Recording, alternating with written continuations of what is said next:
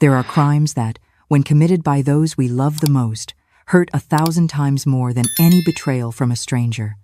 Cordelia never imagined that the person she once cradled in her arms, cared for, and loved unconditionally would be the one to push her into hell. A 78-year-old mother, imprisoned by her own daughter and son-in-law in a basement, walled in with bricks and left to die. This is not a scene from a horror film, but the brutal truth she lived through. 10 years passed. 10 years that Beatrice and Montgomery thought had buried everything, until one warm afternoon, a soft knock echoed on the door. And when it opened, they couldn't believe their eyes. The woman standing there, elegant in a blue dress, with her silver hair neatly combed and eyes that showed no fear. Cordelia had returned.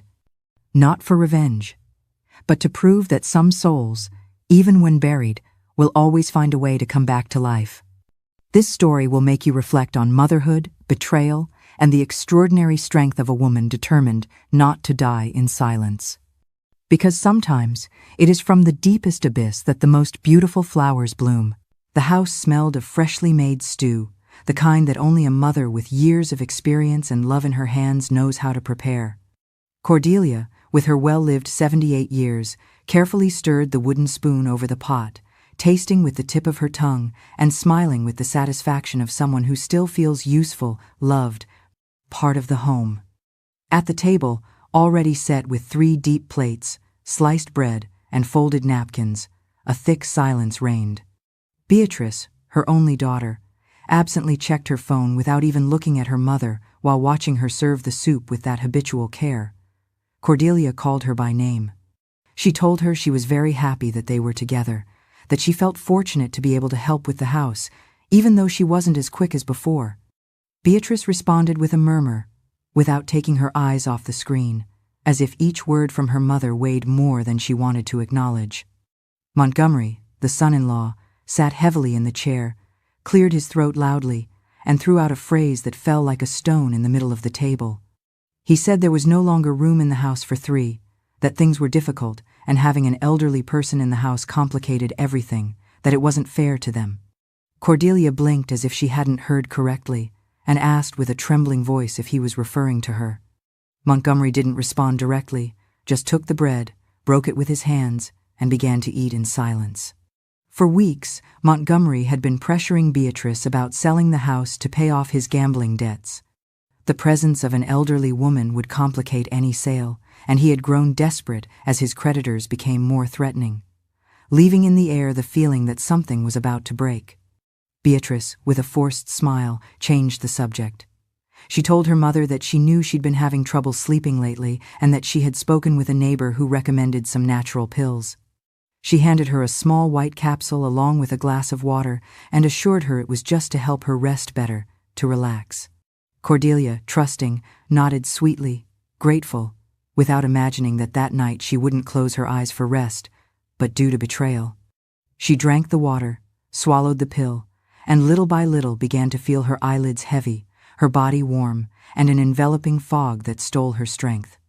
Montgomery had already prepared the basement earlier that day while Cordelia was napping, carrying down the shovel, cement mixture, and bricks he had hidden in the garage days before. He turned on the hanging lamp in the basement that swayed with a trembling yellow light and began to prepare the corner. He had marked the exact place where he would raise the wall. It wasn't the first time he had thought about it.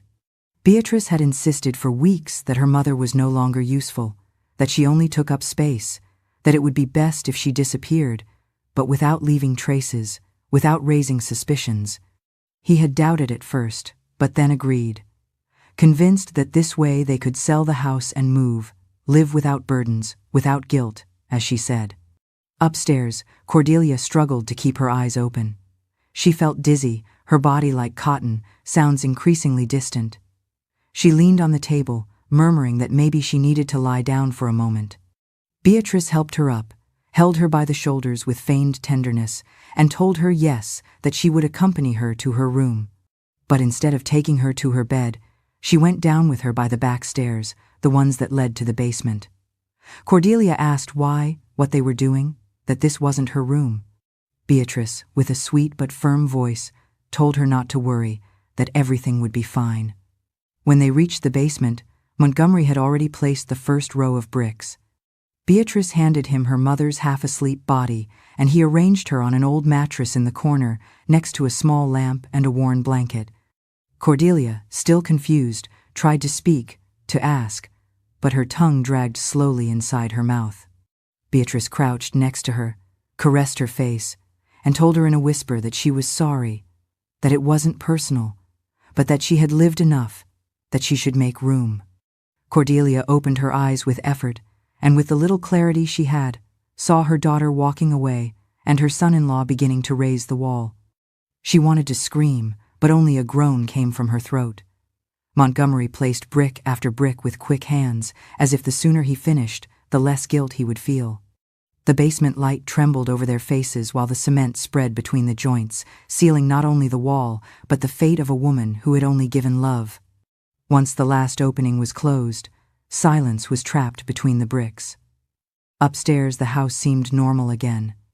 Beatrice went up breathing deeply and locked the basement entrance. She poured herself a glass of wine and sat on the sofa while Montgomery washed his hands covered with cement. They said they had done the right thing, that no one would ask about Cordelia, that being elderly, everyone would assume she had gotten lost or died naturally. No one would suspect them. No one would know the truth. In the basement, Cordelia managed to regain some consciousness. She crawled to the wall, knocked with weak knuckles, and screamed her daughter's name, without understanding why. No one answered. Only the echo of her voice returned her anguish. Darkness enveloped her like a cold blanket, and the smell of humidity reminded her that this space hadn't been made for living, but for dying slowly. She closed her eyes, and in that instant, for the first time, she felt real fear, not of death, but of having been abandoned by the one she loved most. And yet, within that fear, a tiny seed of rage, of resistance, began to be born. Cordelia, the woman who had been a mother, wife, worker, who had raised her daughter alone, wasn't ready to give up, not even there between 4 brick walls. Can you imagine that your own child could do something like this to you? You can feel the knot in the chest of a betrayed mother. This story has only just begun. The darkness was so dense it seemed to have weight. Cordelia slowly opened her eyes, but found no light to guide her. She felt her wrists numb, her fingers asleep, and a cold stuck to her body, as if she were inside a tomb without earth. Her breathing was short, irregular, and in her ears still buzzed the echo of something she couldn't quite remember. The floor under her body was damp cement, and a sour humidity rose through her nostrils, mixed with the smell of dust, confinement, and forgetting. When she tried to move, she felt a cramp that ran down her back and let out a small moan. It took her a few seconds to understand that she wasn't in her bed, that she wasn't in her room, and that something wasn't right. She tried to sit up, but dizziness forced her to stay seated, leaning against a freezing wall that scraped her back with its rough texture. She blinked several times, hoping the darkness would clear, but she only heard her own breathing and the absolute silence that enveloped her. It was then that almost by instinct she raised a trembling hand and knocked on the wall with her knuckles. 1, 2, 3 soft knocks, barely audible, but enough to light the fire of fear in her chest. No one answered. The silence continued impassive, as if mocking her. She knocked harder, this time with both hands, desperately, and screamed her daughter's name. First with a broken voice, then with a more acute scream, full of anguish. "Beatrice, Beatrice, please, where are you?"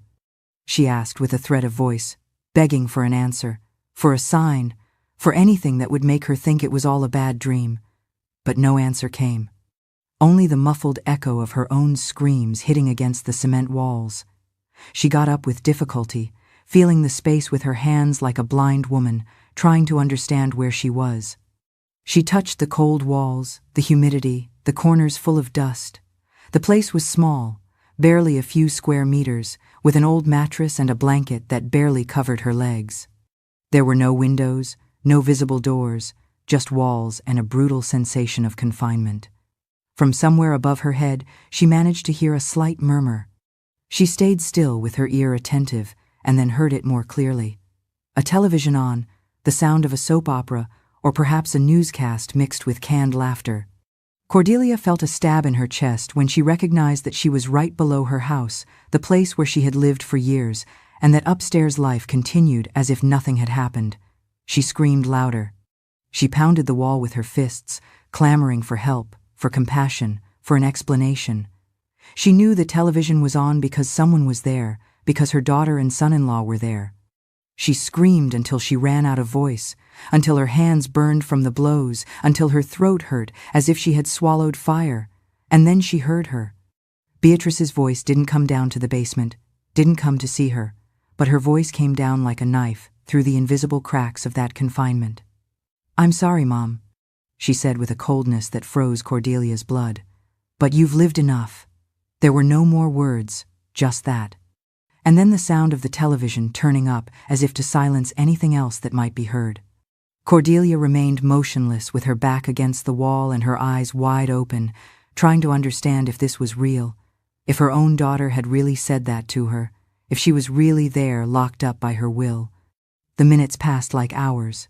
The cold chilled her bones.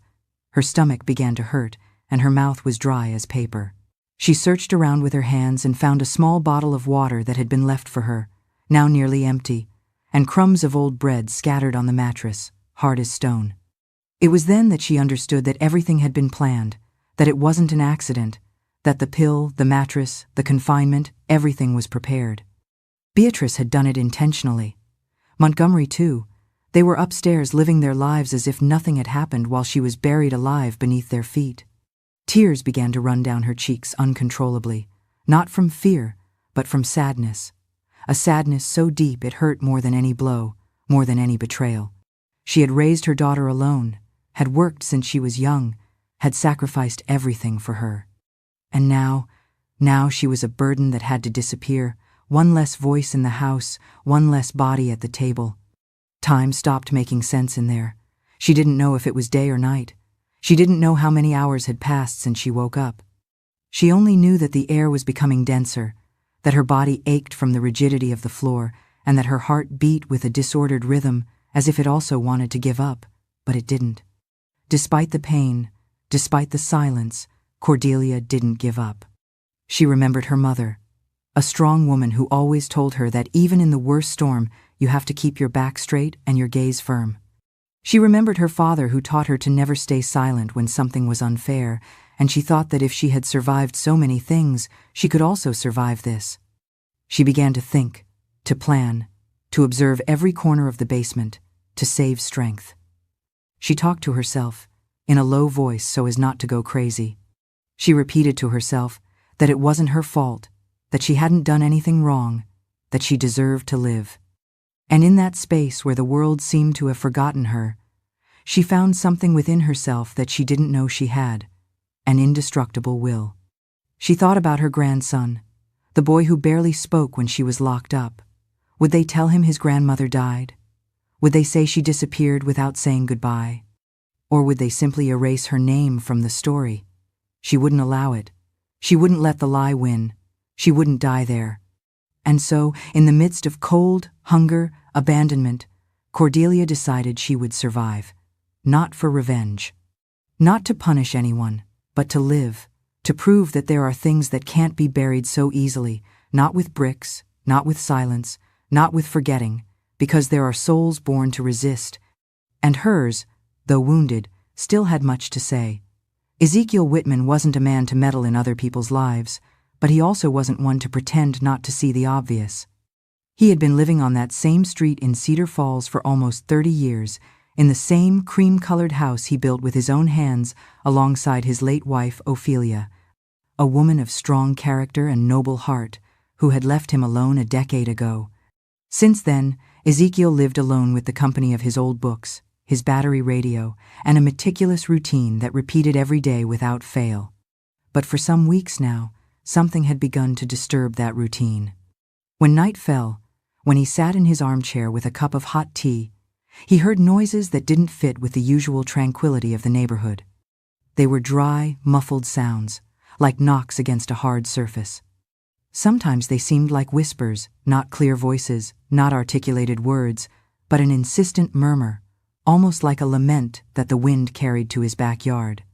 At first he thought it was some trapped animal, or perhaps the noise of old pipes. Ezekiel had lost his wife Ophelia to cancer 3 years prior, and since then he had become more attuned to sounds of distress, having spent many nights listening to her labored breathing. This sensitivity made him more aware of unusual noises in his quiet neighborhood. But night after night the sounds persisted, always around the same time, always coming from the house next door, the one that belonged to Beatrice, Cordelia's daughter. Ezekiel knew Cordelia well. They had been neighbors for more than 20 years, and although they were never intimate, he always considered her a kind, hard-working woman with a dignity that wasn't lost even on the hardest days. That's why it was strange to him not to have seen her anymore. He thought maybe she was sick or had gone to live with some other family member, but he couldn't help feeling that something didn't fit. Beatrice's house curtains were always closed, even during the day. No one talked about Cordelia, no one asked about her, and Beatrice, when she greeted him, did so with a tense smile, as if carrying a burden she didn't want to show. One night, tired of doubts and pushed by an unease that gave him no peace, Ezekiel decided to approach the neighboring house. It was almost 10 when he crossed the small garden with slow steps. He knocked on the wooden door with his knuckles and waited. Beatrice took a couple of minutes to open. She wore an elegant nightgown, her hair hastily tied back, and an expression of barely disguised annoyance. Ezekiel told her he had heard strange noises for several nights, that he was worried there might be some trapped animal or perhaps some problem with the house structure. Beatrice crossed her arms, frowned, and responded saying it was nothing, that it was surely the dog she had recently adopted, a restless animal that scratched the walls when it heard noises in the street. But Ezekiel remembered clearly that Beatrice's small gray schnauzer had died 6 months earlier, and he had even brought her flowers when she buried the animal in her backyard. Then, with a tight smile, she added that not all neighbors knew how to respect others' privacy and that maybe Ezekiel should worry more about his own things. He, without losing his calm, nodded, apologized for bothering her, and left, although inside something told him that explanation wasn't sincere. What Beatrice didn't know was that Ezekiel perfectly remembered that her dog, a small gray schnauzer, had died more than 6 months ago. He himself had consoled her at the door. He even brought her flowers when he saw her crying in the garden the day they buried the animal in the back of the lot. So no, it wasn't the dog. That much was clear to him. And if it wasn't the dog, then what was it? What was happening in that house? That night, Ezekiel didn't sleep. He stayed by the window with the radio off, listening in silence. At 11:30, like clockwork, the noises began again. 3 dry knocks, then a pause, and then something that wasn't a knock, but a softer, more acute sound, as if someone were dragging their nails across a wooden surface. He stood up, took his flashlight, and went out to the patio. The moon barely illuminated the path, but he knew every corner of his garden. He approached the back of his property, where his wall bordered Beatrice's house, and stayed still with the flashlight off. He crouched down, put his ear to the ground, and what he heard froze his blood. It was crying, not the crying of a child or an animal. It was contained, heartbreaking crying from an elderly woman. It could barely be heard as if it came from the bowels of the earth, but it was there. It wasn't his imagination, it was real. At first he thought he was dreaming, but when he heard his name again among sobs, he felt his legs trembling. "Ezekiel," the voice said. "Ezekiel, help me." He stepped back, sat on the grass, and closed his eyes. It couldn't be. It couldn't be that that voice was Cordelia's, but it was. He had no doubts. He knew her too well. It was her tone, her accent, the way she pronounced words. He didn't understand how, he didn't understand why, but Cordelia was down there, buried. Locked up, alive. His heart beat hard, and for a moment he felt short of breath. How was it possible? What kind of monsters could have done something like this? He went back into his house, locked up, and sat in his armchair. He had to think. He had to do something, but he couldn't act without proof. He knew that if he accused Beatrice without foundation, he could get into trouble, or worse, that she would find out and decide to finish what she had started. He ran his hands over his face, breathed deeply, and promised himself that the next day he would listen again. He would confirm what he had felt. If it was true, if Cordelia was really there, he would get her out of that hell. He didn't know how, but he would do it. Because no human being deserves to be buried alive, because there are things that can't be silenced, and because that woman's voice shouldn't be extinguished like that between bricks and lies. That night, for the first time in years, Ezekiel cried, not from fear, not from rage, but from helplessness, because he understood he was facing a truth too dark to be ignored, and because he knew in the depths of his soul that he was the only person who could do something. Ezekiel didn't sleep that night. He tossed and turned in bed as if each thought pushed him toward the edge, as if the mattress became narrower each time he remembered that voice coming from the ground, that crying that wasn't imagined, that he felt vibrate in his chest like a bell of truth. At 5 a.m, when the sky barely began to clear, he got up quietly, prepared a cup of black coffee, and sat in front of the window. He observed Beatrice's house carefully. Nothing appeared out of place. Everything was in order. The curtains remained closed. The car was still in the driveway. Not a leaf moved. But he knew something dark was hiding behind those walls. Something that no neighbor imagined, something that asked for help from the depths. After a while, he got up with determination.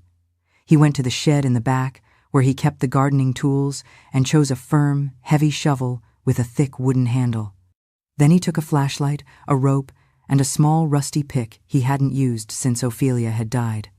He locked the door, looked at the sky, and murmured with a broken voice that if he was wrong, he was sorry, but if he wasn't, someone had to do something because no one deserves to die in silence. He began to dig in the back of his garden, right where he believed the ground directly bordered Beatrice's basement. At first the earth was compact and humid from recent rains, but Ezekiel had strong hands hardened by years of physical work. And although his back hurt and sweat soaked his shirt, he didn't stop. He dug in silence, without haste but without pause, as if each shovelful were a prayer, a promise of rescue. Hours passed. The sun began to rise, and the heat of the day became unbearable. But he continued, moved by something stronger than reason, the certainty that Cordelia was there, alive, waiting. As the tunnel deepened, his heart beat faster. He had placed the flashlight on the ground, illuminating the narrow path that made its way toward the unknown. His hands were full of dirt, his nails broken, and breathing hurt in his chest, but he couldn't stop. In the middle of the afternoon, when he had already dug almost 2 meters long, the pick hit something hard. He stopped immediately, crouched down, and began to clean with his hands the area where the sound had changed. It was concrete, a wall. He had arrived. He knew that was the place. With his heart racing, he placed a trembling hand on the wall surface and felt a slight vibration, like a subtle tremor coming from the other side. He remained motionless without breathing, with his ear against the wall. Then he heard it, a knock, then another, and then one more. 3 weak but firm knocks. Someone was knocking from inside. Ezekiel held his breath. He wasn't crazy. He hadn't imagined anything. Cordelia was alive. She was there. He breathed deeply, took the shovel with more strength, and knocked 3 times. He waited, and the next second, 3 new knocks answered him, this time a little stronger. He knelt with tears in his eyes and said quietly that he was there, not to worry, that he was going to get her out, that she wasn't alone. From the other side, a muffled sob was the only response. Then he began to break the wall with the pick. He struck again and again with heavy but precise movements, as if he knew every second counted. The concrete cracked, and with each piece that fell, anxiety increased. He was so close he could feel desperation piercing through the wall. The air became dense, dusty, and the flashlight began to flicker, but he didn't stop. He couldn't. He knew he shouldn't. After working for hours with the pick and shovel, he managed to create an opening large enough. Years of moisture and settling had created small cracks in the foundation, which Ezekiel's persistent efforts gradually widened, though the rescue mission remained extremely difficult. Then, as if life exploded in his face, he saw a pair of tearful, tired eyes, but full of something that hadn't gone out. Hope. Cordelia was there, on her knees, with a dirty face, sunken cheeks, dry lips, but alive. She extended her arms toward him and fell against his chest without saying a word at first. Just sobs, just a trembling that ran through her whole body. Ezekiel held her carefully, wrapped her in his arms, and murmured that it was over, that everything had passed, that she would never be alone again. She, still clinging to him like a lost child who finally finds refuge, said through tears that she thought she would die there, that every night she said goodbye to the world, that she didn't understand how someone to whom she gave life could bury her like that, as if she were worth nothing. Ezekiel caressed her hair, helped her out of the hole, and carried her in his arms through the tunnel to his garden. The afternoon sun burned Cordelia's eyes, accustomed to darkness. But it also returned something she thought was lost, the feeling of being alive. When stepping on the grass, she stopped for a moment, bent down, and touched the earth with her hands. She said she didn't know how to thank him, that she had no words, that he had been her angel. Ezekiel replied that she didn't need to thank anything, that he did it because it was right, because no one deserves to be treated like a shadow. They entered his house. He prepared sugar water for her, a wet towel to clean herself, and clothes from his late wife. While she drank slowly, he told her they wouldn't do anything hasty, that they would rest that night and then decide what to do, but that she would never suffer again. Cordelia looked into his eyes and at that moment knew that not all humans were capable of cruelty, that goodness still existed in this world, that there was hope. And so, in the midst of pain, betrayal, and broken silence, a new bond was born, deep, unbreakable. Because when a life is saved with one's own hands, there's no going back. Because sometimes the deepest darkness can give way to the purest light. And because when the heart refuses to give up, even the most solid concrete can be defeated. That night, while the sky dressed in indifferent stars and silence enveloped the street with deceptive calm, Ezekiel prepared a hot infusion for Cordelia, who was wrapped in a thick blanket, sitting in the dining room armchair, as if she still couldn't quite believe she was free. Her body, though fragile, began to regain some color, and in her eyes fear still trembled, but something new also shone, something that hadn't completely gone out. Ezekiel, with his heart still agitated by everything he had experienced, sat in front of her with his elbows on his knees and his gaze fixed on his hands, and told her they should go to the police, that it was just to report Beatrice and Montgomery, that they couldn't go unpunished after what they had done to her. Cordelia listened to him in silence and then, with a soft but firm voice, responded saying, no, that it wasn't the moment yet, that everyone believed she was dead, and that maybe it was best to let them continue believing it. She said that if she returned like that, without proof, without strength, she would only manage to be treated as crazy, and that she had no energy to fight with a system that so many times ignored women like her, that first she needed to breathe, recover her soul, find herself again before facing the world that had forgotten her. Ezekiel nodded with regret. He didn't agree, but he understood. He saw in Cordelia's eyes not only the suffering of having been buried alive, but also the weight of an entire life, giving everything for a daughter, who in the end decided to get rid of her as if she were old furniture. That wound wouldn't heal with legal justice, at least not yet. The next day they got up early before the sun came up completely, and he helped her change, wash her face, collect the few objects she still preserved. They decided the best thing would be for her to stay with him for a while in his house, the one he once shared with his wife and which now had space, silence, and a peace he hadn't felt again since Ophelia died. No one asked about her. No one came looking for her. Beatrice, believing her plan had worked, didn't raise suspicions. Everything continued its course, as if the earth had swallowed Cordelia. And in a way it had, but not as they expected. Ezekiel got some old documents from his deceased wife and helped Cordelia adopt a new name. They spent weeks carefully creating her new identity, using Ophelia's old papers as a foundation. Ezekiel had connections from his construction work who helped with the documentation process, ensuring everything was legal and untraceable. Now she was called Iris, and although at first it was hard for her to respond when someone called her that, with time she began to get used to it, to make that name her own as a symbol of a second chance. No one in the neighborhood suspected. Ezekiel, who was always reserved, simply said that an old friend of his wife was keeping him company for a while. No one asked questions, no one inquired. Sometimes invisibility isn't a condemnation, but salvation. Iris began to go out little by little to the garden, to water the plants, to walk through the house halls with more security. Every morning she sat by the window to watch the sunrise and told herself she was alive, that she was still here, and that was enough for now. The days passed slowly, but restorative. Ezekiel treated her with silent tenderness, without compassion, with that respect that only good men know how to offer. He didn't ask her about what she had lived through if she didn't want to talk. He only offered her his company, his time, his patience. And she, who had spent so much time believing her voice no longer mattered, began to recover the need to speak, to tell, to remember without crying.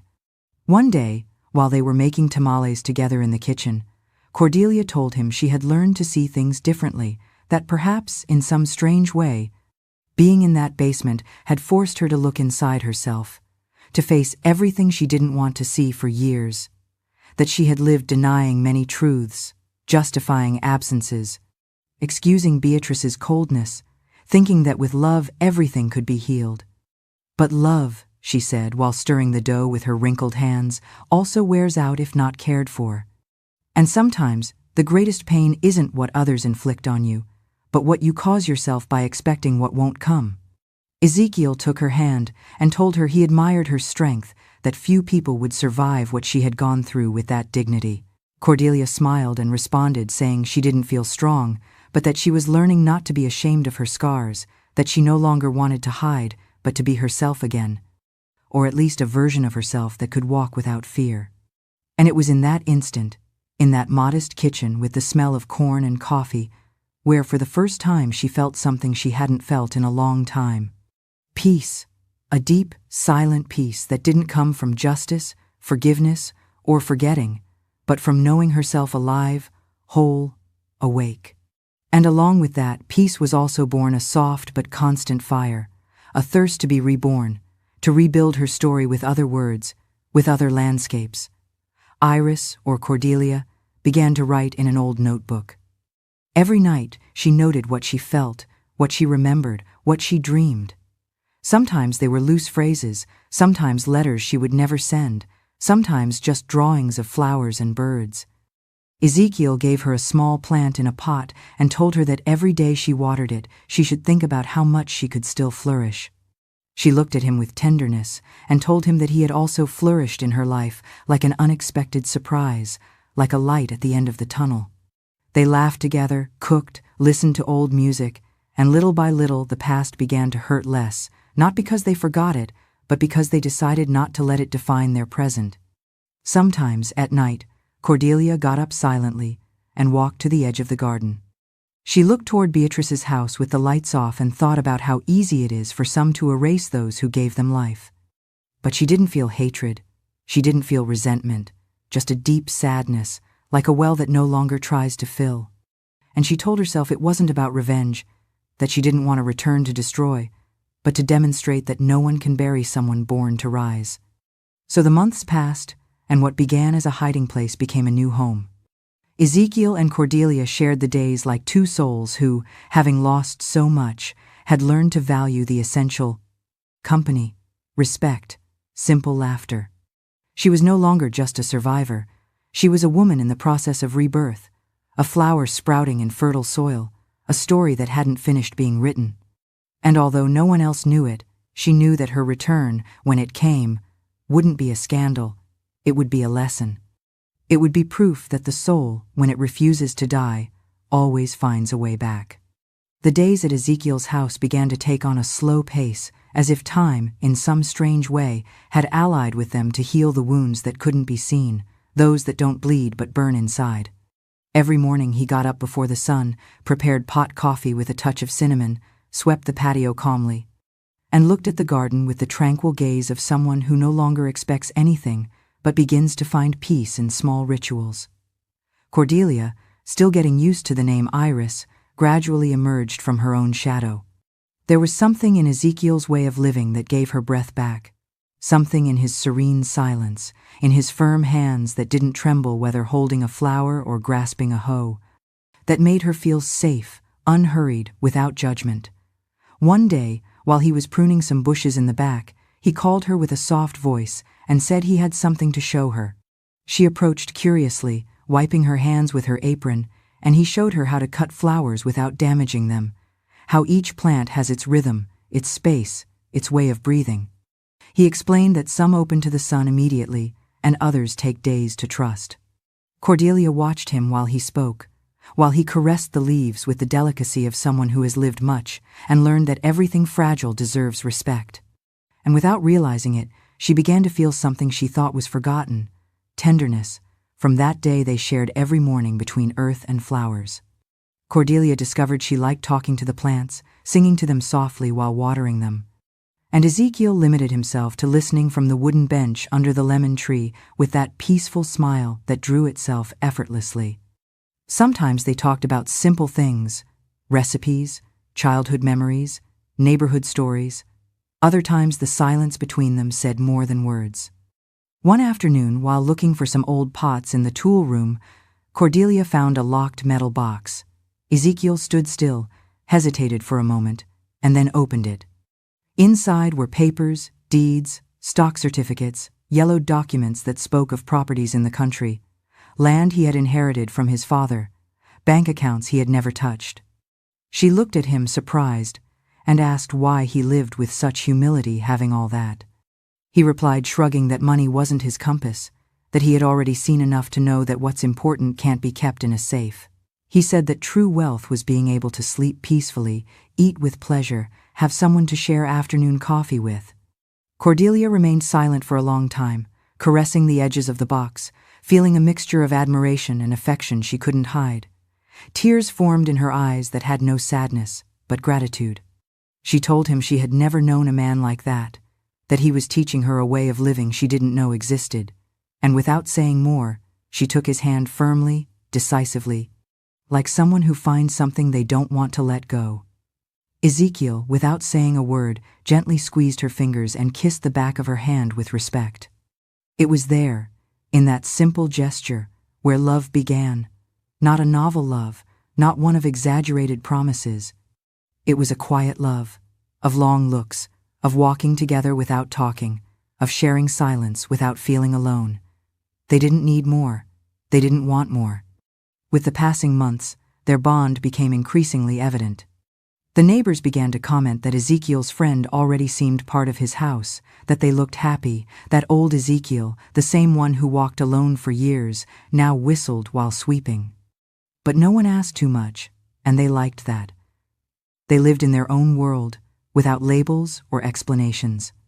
One day, while preparing a special meal together for Cordelia's birthday, he asked if she would want to marry him. She, who was cutting onion at that moment, dropped the knife and looked at him with big, surprised eyes. Ezekiel told her they didn't need papers, or a party, or church, that he just wanted the world, even if secretly, to know she was his companion, his home. Cordelia didn't answer immediately. She walked to him, hugged him around the waist, and said yes, that she wanted to, that she had felt his for a long time. They married in the garden one Sunday morning with a retired judge who was Ezekiel's friend, a bouquet of flowers from the garden, and 2 simple rings he had made with gold from an old ring.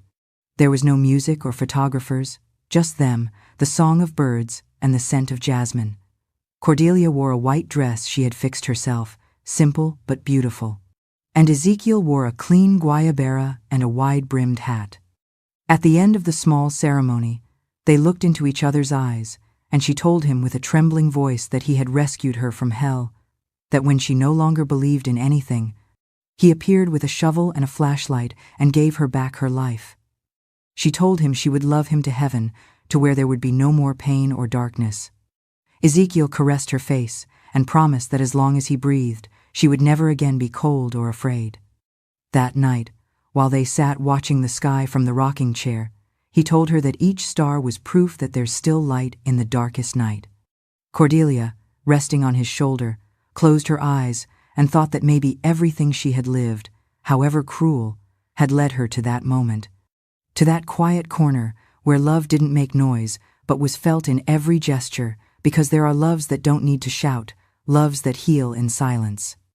Loves that flourish among ruins and build from the remains. And theirs, without doubt, was one of those.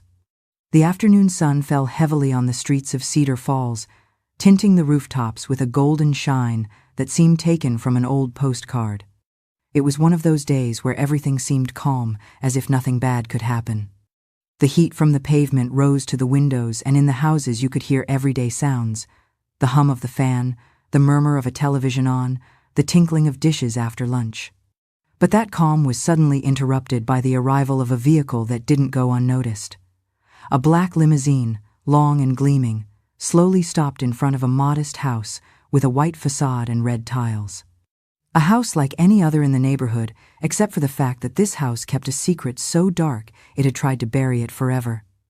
The neighbors who were sweeping the sidewalks or watering plants stopped to look. It wasn't common to see a car like that in this neighborhood. Curtains moved subtly. Someone whispered that maybe it was a visit from politicians or some artist, but no one could imagine what was about to happen. The rear door of the vehicle opened slowly, and from inside stepped an elderly woman with slow but sure steps, leaning on a dark wooden cane with hand-carved details. She wore a sky-blue dress that waved with the light afternoon wind, and her hair, completely white, was styled with an elegance that didn't seek to show off, but to command respect. It was Cordelia, but she was no longer the thin, tired, frightened woman who had been rescued from the basement years before. Now her eyes shone with serenity. Her back was straight like someone rebuilt from the foundations, and her walk, though supported by the cane, didn't tremble. Beside her, a man dressed in a light suit with a folder in his hand walked in silence. He said nothing. It wasn't necessary. Cordelia stopped in front of the gate of her old house, the one she knew stone by stone, and looked at it as if seeing an old grave. She breathed deeply, closed her eyes for a second, and then advanced to the main door. Her cane sounded against the cement like a clock marking the passage of time. She reached the doorbell and pressed it once. Inside the house, the sharp sound of the doorbell was heard.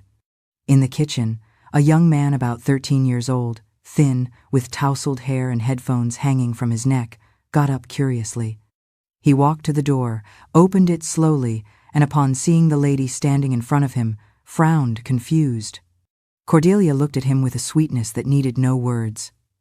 He asked with a voice still in transformation who she was, and she, without taking her eyes off his, told him she was his grandmother. The boy remained silent for a few seconds, as if not knowing if he was hearing correctly, and then shouted inside that there was a strange lady at the door saying she was his grandmother. Cordelia remained still, waiting. Her hands didn't tremble. Her lips were closed calmly. Inside the house, footsteps were heard quickly, almost like a nervous run. And then Beatrice appeared in the doorframe with a cup of hot coffee in her hands, and her cell phone pressed to her ear. Upon seeing the woman in front of her, her eyes opened like plates. Her skin paled in seconds, and the cup fell from her hands, shattering on the floor into 1,000 pieces. The dark liquid spread across the tiles like a stain that couldn't be hidden. Beatrice tried to speak, but her tongue stuck to her palate. She looked at Cordelia like someone seeing a ghost, like someone who doesn't understand if they're dreaming or living a nightmare. Cordelia said nothing immediately, just observed her with her head slightly tilted, with that mother's gaze that has seen everything, felt everything, and still doesn't break. Finally she spoke, and her voice was stronger than any scream. She told her she thought she would never see that door again, that she would never again step on that threshold, but that life takes turns no one expects, and that she had returned not to seek revenge, but to close the cycle that others thought they had buried. Beatrice stepped back, murmuring that it couldn't be, that it was impossible, that she had, and she was left speechless. The boy looked at both without understanding, not knowing what role he played in that scene. Cordelia looked at him and told him tenderly that it wasn't his fault, that he didn't have to carry others' sins, that sometimes adults do things children can't understand, but that doesn't define who they are. Behind Cordelia, the man in the suit stepped forward and said the lady intended to buy the property, that she had made a very generous offer at double the current value, and that the documents were ready if they wanted to proceed.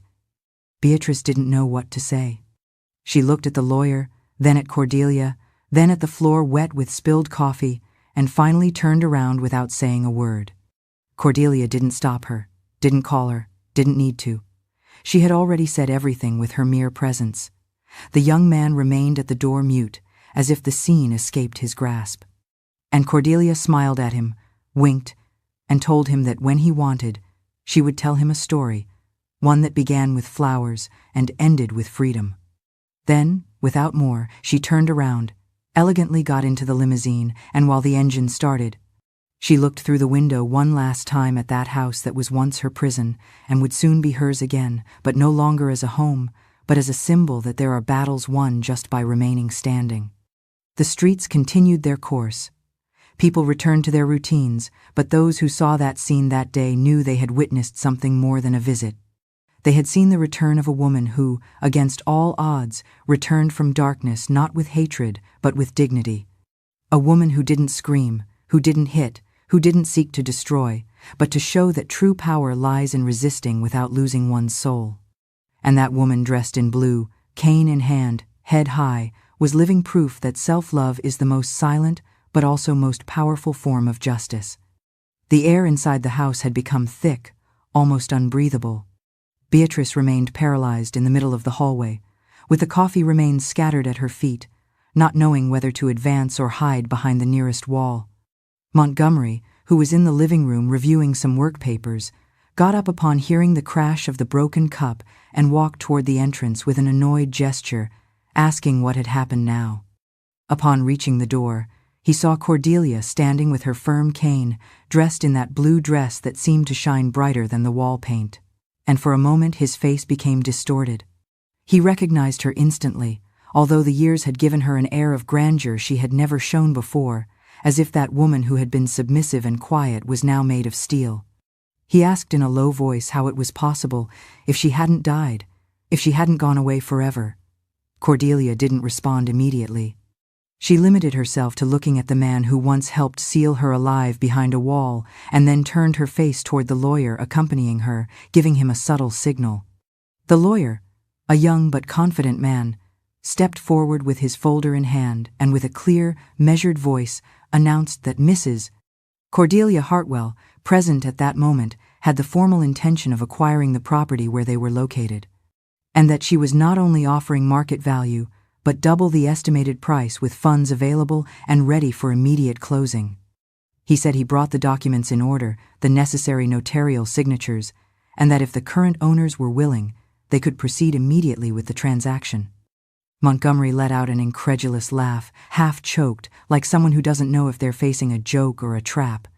He asked what kind of game this was, if someone was recording them, if this was some kind of revenge disguised as business. But Beatrice said nothing. She continued trembling with her eyes fixed on her mother, as if Cordelia's mere presence unearthed every sleepless night, every lie she had sustained, every time she repeated to herself that her mother would never return. The teenager, still at the entrance, observed everyone in silence. There was neither rejection nor fear in his face. Just deep curiosity, the kind only young people have when they still don't fully understand pain, but sense they're witnessing something important. He looked at the lady in the blue dress with attention, and without knowing why, felt he wanted to know her. Cordelia held his gaze with intact tenderness, as if in that instant all the pain of the past shrank before the possibility of a new bond. She asked him what his name was, and he responded that it was Jasper, with a shyness that colored his cheeks. She told him he had the same eyes she had when she was a child, and that he wasn't to blame for anything, that what happens between adults is sometimes like a storm one can't stop, but even so, one can choose not to repeat it. Montgomery, trying to compose himself, asked why Cordelia would want to buy precisely that house. After everything that had happened there, she responded with a disturbing calm that made him seem more nervous, saying it was because it was her house, that there she had raised her daughter, cooked hundreds of times, cleaned every corner with love, and that if anyone deserved to recover it, it was her. She said she didn't want to live there, that her life was now different, but that she needed to step on those floors again with freedom, as a symbol that no one can take away a woman's history. Beatrice swallowed with difficulty and finally murmured that she didn't know what to say. Cordelia stepped closer, looked at her with the hard sweetness of a wounded mother, and told her she didn't need to say anything, that silence also spoke and that she had learned to listen to it. The lawyer opened the folder, placed the purchase documents on an improvised table, and slid them toward Cordelia. She took the pen with firm hands, without hurry, and wrote her name with clear, sure letters under the line that said buyer. The sound of the pen on paper was like an act of justice in itself. Then the lawyer turned the document toward the current owners. Montgomery, still confused, took the pen with doubts, looked at Beatrice, searched for some sign of opposition, but she only nodded with downcast eyes. He signed. Then she did the same, without looking at her mother, like someone surrendering, not from defeat, but from recognition. When Cordelia held the copy of the contract with her printed name, her full surname, her signature at the bottom of the page, she felt a current of strength run through her body. She pressed the paper against her chest for a second and then stored it in her purse with the delicacy of someone keeping a relic. She looked around the house like someone saying goodbye, not with sadness, but with satisfaction. She said she didn't know what she would do with the place yet, that maybe she would leave it empty or perhaps open it for something that would serve others, but that decision she would make later, when her heart was ready. The lawyer accompanied her to the door, followed by the uncomfortable silence of Beatrice and Montgomery and Jasper's attentive gaze. Cordelia stopped before leaving and turned one last time toward her daughter. She told her she held no resentment, that this didn't mean she forgot, but that she decided to let go of hatred so as not to carry what didn't correspond to her, that her forgiveness wasn't for her, but for herself. Beatrice didn't answer. She remained standing with tight lips and eyes full of something even she couldn't identify. Cordelia went outside, breathed deeply, and walked toward the limousine with the same dignified step with which she had arrived.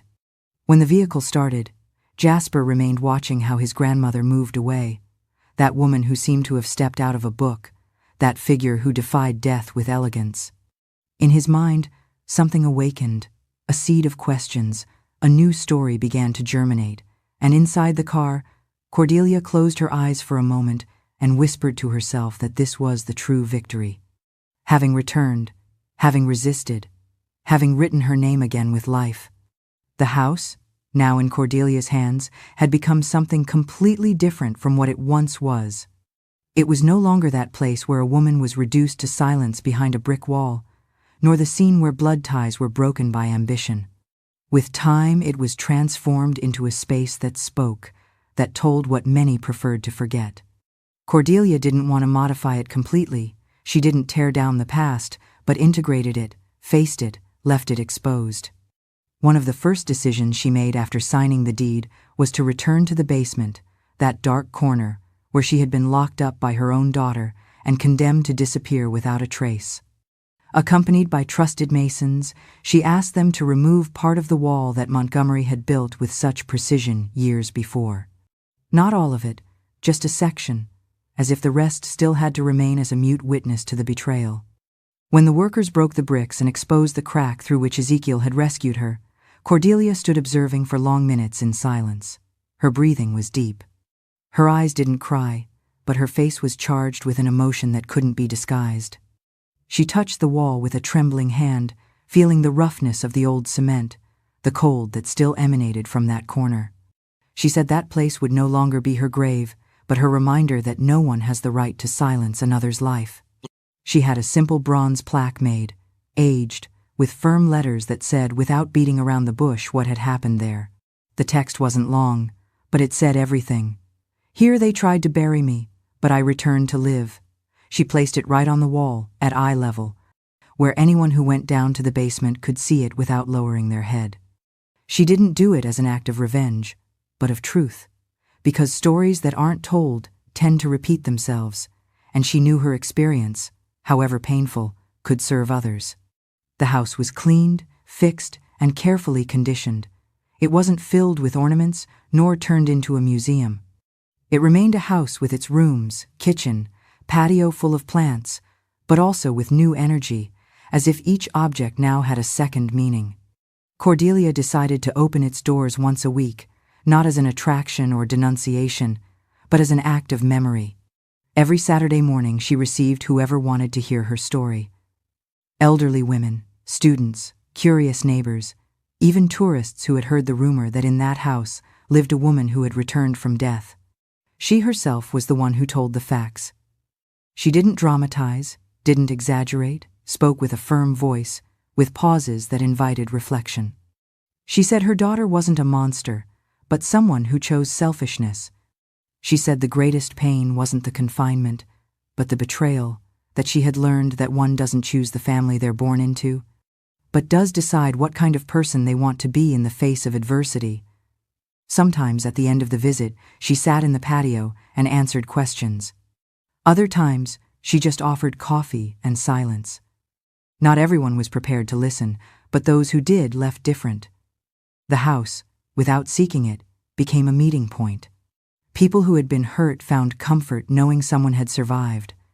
Others simply learned not to judge, to look beyond appearances.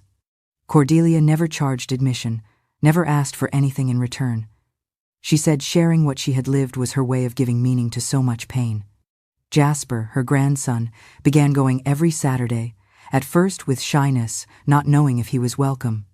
But Cordelia from the first moment told him the doors were always open for him, that it didn't matter what his parents did, that he had the right to his own story. The boy, still at the age of discovering the world, began asking questions, listening attentively. He didn't always understand everything, but his presence was constant. He helped sweep the patio, prepare chairs for visitors, even read some fragments from the notebook where Cordelia had written her memories during the first months after rescue. Over time, he began calling her grandmother without fear, with real affection. And she, although she didn't say it out loud, felt that this small relationship was the gift she hadn't expected to receive. Through Jasper, Cordelia understood that the cycle didn't have to repeat, that the love denied by a daughter could be reborn in the clean gaze of a grandson who just wanted to understand. One afternoon, while they were fixing the garden together, Jasper asked her why she didn't tear down the entire basement wall. Why leave something so ugly in sight? Cordelia replied, saying that wounds don't heal by hiding them, but by looking at them head-on, that the wall wasn't just cement, but testimony. She said she didn't want anyone else to be buried inside without the world knowing, that silence is abuse's best accomplice. The boy nodded thoughtfully, and told her that when he grew up, he wanted to be someone who helped others, someone who didn't stay silent. Cordelia caressed his head tenderly, and told him he was already achieving it just by being there, just by choosing to be. The house continued its course, as if time also somehow healed the walls. But the basement, that small space underground, preserved its shadow, its truth. Every Saturday, the morning light went down the stairs and touched the bronze plaque, making it shine for a few seconds, like a lighthouse. And every time someone new read it, they felt something inside them move. Because there are stories that don't need to shout to shake. There are truths that, though buried, always find a way to surface. And Cordelia, with her cane, her serene gaze, and her voice without trembling, was living proof that even the deepest roots can break concrete if they refuse to die. Time had continued its course with strange calm, as if life had tired of great crashes and now moved to the slow and serene rhythm of Cordelia's steps through the house. Every Saturday the doors remained open, visits arrived, murmurs traveled the walls, gazes stopped in front of the basement wall and stayed there a few minutes longer than necessary, as if seeking to understand something that couldn't be explained with words alone. Jasper continued helping, now with more initiative, more questions, more commitment. The relationship between grandmother and grandson had been woven with invisible but firm threads. And although they never spoke directly about Beatrice, her name sometimes floated in the air like a distant echo that no one named out of respect, prudence, or simply because the pain still didn't know how to come out without breaking something. Cordelia lived in peace, a peace won through struggle, with scars, with stolen years and others reconstructed with her own hands. But although she didn't say it out loud, there was a part of her heart that still kept a crack, one that didn't heal with justice or flowers, because no matter how much one tries, there are loves that when broken, leave splinters impossible to remove. And that love was a mother's love. Beatrice never again touched that door after the day the papers were signed. She never looked for her, never asked for forgiveness. She lived in the same city, a few blocks away, but it seemed an entire ocean separated them. Neighbors spoke little, some out of discretion, others from fear, others because they simply didn't know how to approach such a heavy story. Cordelia expected nothing. She said she had let go of resentment, that forgiveness didn't depend on the other person, but on oneself, that carrying hatred was like drinking poison, expecting the other to get sick. But deep down, in the depths of her soul, it still hurt, because it wasn't about revenge, but absence, that hole that remains when someone you love decides to disappear you without looking back. One Sunday morning, when the sun barely began to gild the garden pots and the bird song wasn't yet interrupted by street noise, Cordelia found an envelope on the ground, right in front of the door. There was no doorbell, no knocks, no notices, just that white envelope, without sender, with her name written by hand, with handwriting that needed no introduction. She knew perfectly who had left it. She bent down carefully, picked it up, and held it in her hands, as if it weighed more than the entire world. She didn't open it immediately, carried it with her to the kitchen, prepared her coffee like every morning, and only when the cup was served did she sit at the table and tear the edge gently, almost with fear. Inside was a single old photograph with edges yellowed by time. Her and Beatrice years ago, sitting in the house garden, right in that same garden that now bloomed again. In the image, Cordelia held a bouquet of flowers, and her daughter hugged her from behind with her cheek resting on her shoulder. It was one of those photos someone takes without thinking that one day it would be the only proof that there was tenderness. Behind the image, with the same handwriting as the envelope, was a single phrase written in blue ink: "Thank you for not closing the door on me." Cordelia stared at that line as if it were a riddle. She read it several times as if wanting to understand everything that wasn't said. There was no "I'm sorry," no "I was wrong," no "forgive me." Just that silent, timid thank you that arrived late but still knocked softly, right where the wound continued breathing. She didn't cry, didn't smile immediately, just placed the photograph on the table next to the cup and remained observing it like someone conversing with a ghost. She told it quietly that she didn't know what had made Beatrice take that step, that she didn't understand if it was repentance, nostalgia, or guilt, but that somehow that small gesture reminded her that even the most broken souls sometimes seek to return. That day she didn't open the house to the public. She put a small sign on the door that said, "Closed for today. Thank you for your understanding." Jasper arrived later, as always, and seeing the sign asked if everything was all right. Cordelia replied yes, that she needed to rest a little, that sometimes the heart also asks for a pause. He nodded without asking more questions, and together they sat in the garden to drink lemonade without saying much, just sharing the silence. The sun caressed their faces, and the plants seemed to move with their own rhythm, as if they also breathed slower that day. Cordelia looked at her grandson and thought about how much he had given back to her, what it meant to be able to see in his eyes a hope that was no longer in her daughter, but still lived in her blood. As the light of the day gradually fades, Cordelia smiles, not because she has found the answers to every question, but because, in that moment, she understands that life doesn't always go the way we expect, yet it always finds a way to bring peace. Sometimes forgiveness doesn't need to be spoken, nor does it require empty promises or grand gestures. It comes from silence, from the blurry photos of time, from short stories that are deep enough to make us reflect. Perhaps, just perhaps, life can return in ways we never expected, like a crack in the heart of a porcelain cup revealing light. When Cordelia closed the door, it wasn't out of exhaustion, but because she had felt the strength in everything she had overcome. A woman once torn between the past and the present, she now understands that freedom isn't about escaping pain, but living with it, learning to make peace with it, and turning it into a part of herself. Perhaps today is the moment she has found a small piece of happiness, even if it's just a streak of light in the dark, a life that seemed to have lost everything, but can be reborn once again.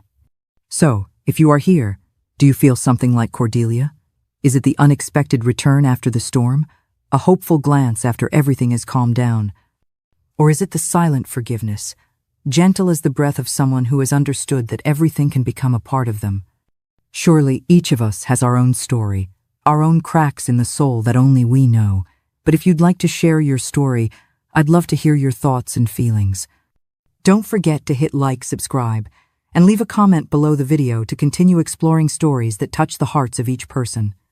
People like you, with sensitive, deep, and generous hearts, always make the story more meaningful.